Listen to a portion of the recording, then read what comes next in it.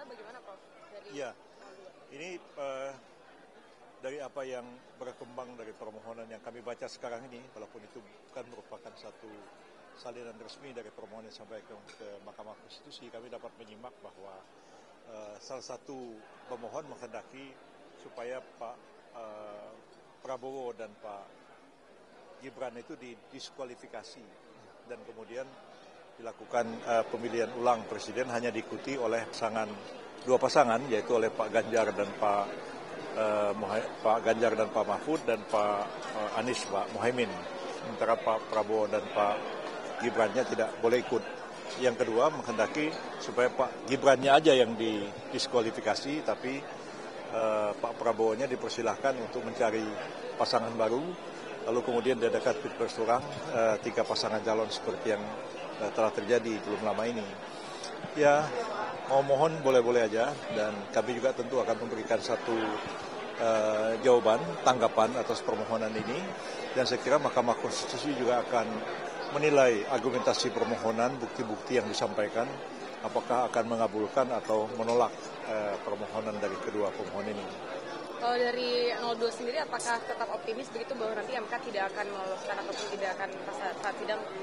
Ya, tentu MK kan harus menimbang-nimbang semua fakta, semua argumen yang diungkapkan di persidangan Mahkamah Konstitusi, baik itu yang dikemukakan oleh kedua pemohon, para saksi dan ahli, para pihak yang memberikan keterangan, maupun juga dari pihak terkait yang berkepentingan langsung dalam perkara ini.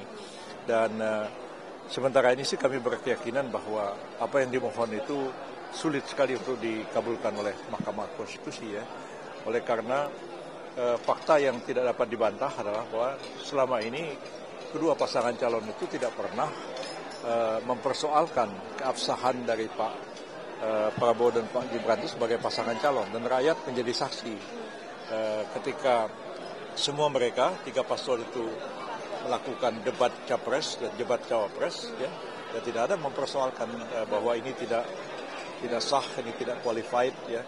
Tapi sesudah kalah lalu kemudian minta dikualifikasi. Jadi orang melihat ini sebagai satu sikap yang inkonsisten. Kalau memang tidak sah, tidak qualified, ya ngapain ikut debat capres segala, gitu. Tapi setelah kalah baru mengatakan ini tidak qualified, ya. Dan padahal jauh menyangkut kualifikasi calon itu kan bukan kewenangannya Mahkamah Konstitusi untuk menilai, ya. Itu adalah sebenarnya kewenangannya Bawaslu dan kewenangan dari Pengadilan Tinggi Tata Usaha Negara untuk memutuskan hal itu. MK itu semata-mata akan mengadili sengketa hasil.